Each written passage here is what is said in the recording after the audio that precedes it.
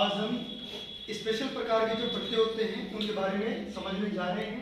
इन प्रत्ययों के माध्यम से आपकी जो हिंदी भाषा है वो समझने योग्य हो जाएगी। बहुत से ऐसे शब्द हैं जिनको आप आसानी से समझ पाएंगे। ये कुछ स्पेशल प्रकार के प्रत्यय होते हैं। ए, ई, य, इक, एय, अयन, आय। इन प्रत्ययों को समझाने से पहले मैं आपसे एक सवाल पूछने जा रहा हूं कि समाज में इक प्रत्यय जोड़ा जाएगा। समाज हो गया हमारा मूल शब्द और इक हो गया प्रत्यय। प्रत्यय जो शब्द के पीछे जोड़े जाते हैं। प्रत्यय शब्दांश होते हैं जो किसी भी शब्द के पीछे जोड़े जाते हैं और उपसर्ग होते हैं वो शब्द के आगे जोड़े जाते हैं। लेकिन हम यहाँ जो बात कर रहे हैं वो बात किसकी कर रहे हैं? प्रत्यय की। तो समाज में एक प्रत्यय जोड़ेंगे तो जो शब्द में प्राप्त होगा, आप बताइए इनमें से कौन सा शब्द प्राप्त होगा? 1, 2, 3, 4 कौन सा होगा? एक बताना आप लोगों को। एक। अब एक प्राप्त होगा। अब यहाँ मेरा क्वेश्चन है आपसे कि हमारे पास है माँ, इन दोनों को संधि करवा रहे हैं तो ये स ऐसे कैसे आ गया, माँ ऐसे कैसे आ गया, और ज पे ये ई की मात्रा कौन सी है? छोटी। तो ज पे ई की मात्रा ये छोटी आ गई और ये ऐसे से आ गया। यहाँ सामाजिक जो नया शब्द प्राप्त हुआ वो है सामाजिक। अब आप बता रहे हैं कि सामाजिक, तो मेरा क्वेश्चन आप लोगों से ये है कि ये सामाजिक गलत कैसे हुआ और ये सामाजिक सही कैसे हुआ? ये जो सा है ये कहां से आया? क्या आप में से इसका कोई जवाब दे सकता है? सर अ प्लस अ आ होता है। अ प्लस ए आ होता है। आप पुराने विद्यार्थी हैं इसलिए आपको मालूम है। नए विद्यार्थी हैं वो इसका जवाब नहीं दे पाए। अब इसके लिए कुछ विशेष प्रकार के नियम काम करते हैं। अगर उन नियमों की जानकारी हमें होगी तो हम भी आसानी से बता सकते हैं। तो चलिए देखते हैं उन नियमों को। नियम है, इन पकड़ दूं, ये मैं मिटा देता हूँ। ये देखिए हमारे जो रूल्स हैं ए आ, अगर जिस शब्द पे प्रत्यय जोड़ा जा रहा है उस शब्द का प्रथम वर्ण, हम ये किस वर्ण की बात कर रहे हैं? प्रथम वर्ण की। ये प्रथम वर्ण अगर ए की मात्रा या आ की मात्रा लिए हुए है वो क्या होगा? आ होगा। अगर आ है तभी आई होगा, ए है तभी आई होगा। अगर ये मात्रा छोटी ई और बड़ी ई की लगी हुई है, जैसे सही की जगह मान लीजिए सी आ रहा है या बड़ी सी आ रहा है, छोटी सी या बड़ी सी, अगर यहाँ ई की मात्रा लगी हुई है तो ये हो जाएगा ए। ये ए, इसको कौन बोलते हैं? ऐसे एडी। और एक होता है ऐसे ऐसे एडी की मात्रा होती है ए और ऐसे एडी की मात्रा कितनी होती है? 2। तो एक मात्रा वाले वर्ण में ये बदल दिया जाएगा। तीसरा, अगर प्रथम वर्ण उस शब्द का प्रथम वर्ण उ, उस पर उ की मात्रा आ रही है, छोटे उ की या बड़े उ की, किस शब्द पर जिस पर प्रत्यय लगाया जा रहा है, और कौन सा प्रत्यय? केवल ये प्रत्यय। ये जो नियम है इन्हीं प्रत्ययों पर लागू होता है। तो अगर इसकी मात्रा प्रथम वर्ण पर छोटा ऊ या बड़ा ऊ आ रहा है तब आप उसको क्या कर देंगे? औ में बदल देंगे। आया नहीं आया समझ में? अब देखते हैं इसके कुछ उदाहरण। जैसे पहला हमारा उदाहरण था, इसी को ले लेते हैं।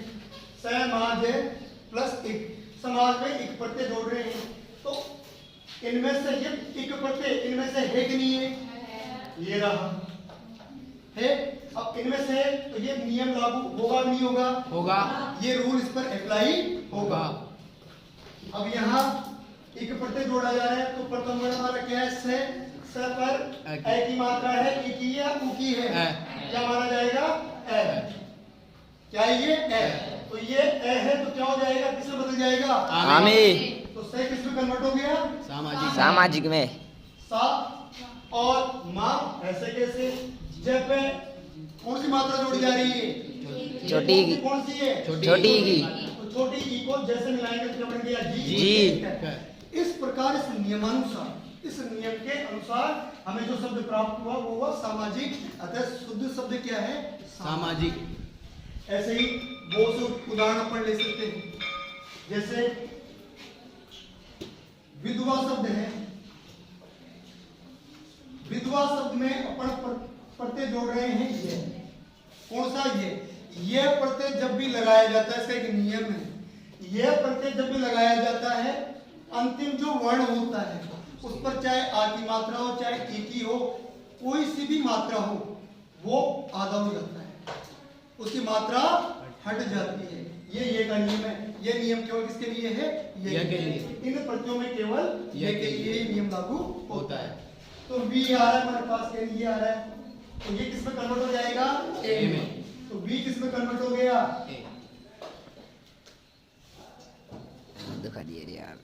तो मात्रा यहाँ माय मिस्टेक, यहाँ ई और ई किस में बदल जाएंगे? आई में। आई में। ऐसे एडी ऐसे एनएक में बदलेंगे, दो मात्राओं में बदलेंगे। जैसे ये ओ में नहीं बदल रहा है, किस में बदल रहा है? औ में। तो वी है, तो वी किस में बदल गया? वही में। वही वह ऐसे कैसे, और वह हमारा क्या हो जाएगा? आधा। आधा। ये या। वेदव्य। वेदव्य। तो विधवा में ये प्रत्यय जोड़ा तो क्या बना? वेदव्य। आया कि नहीं आया समझ में? आया। एक उदाहरण और लेते हैं हम। जैसे मैंने कल आपको बताया था कि धनु में अ प्रत्यय लगा तो क्या बना? दानव। ये कैसे हो रहा है? देखिए धनु। ऋषि कश्यप की 10 पत्नियों में एक पत्नी थी धनु। अब धनु से नए शब्द की उत्पत्ति हुई और वो नया शब्द क्या बना? दानव। कैसे बना? इन्हीं में से ये प्रत्यय आ रहा हमारा है। अब हम किसको देखेंगे? प्रथम वर्ण को देखेंगे। तो प्रथम वर्ण क्या है? एक मिनट बेटा, प्रथम वर्ण को देखेंगे, ये क्या है? द। तो द किस में कन्वर्ट हो जाएगा? आ में। दा में।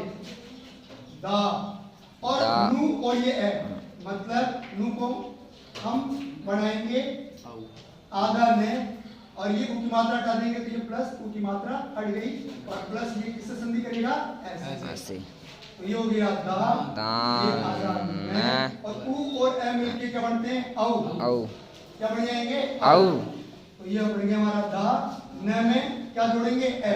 ये ए किसमें जोड़ेंगे? न में। इसको पूरा करने के लिए, ये भी आधा है, हलन से लगा हुआ है, तो ये क्या बन गया? दा न, आधा न, और ए जुड़ के क्या बना? न। तो दोनों से क्या बना? दानव। इसी प्रकार मनुष्य क्या बना? मानव। मानव। तो मनुष्य से बना मानव, और मानव अर्थ होता है मनुष्य से संबंधित, अर्थात मनु के। तो हम सब किसकी संतानें हैं? मनु की। क्योंकि अगर हम सब मानव हैं, अगर हम सब मानव हैं तो हम मनु की संतानें हैं, और मानव नहीं है फिर हम मनु की संतानें नहीं है। लेकिन मानव का अर्थ क्या होता है? मनु की संतानें। सामाजिक अर्थ क्या होता है? समाज। सामाजिक।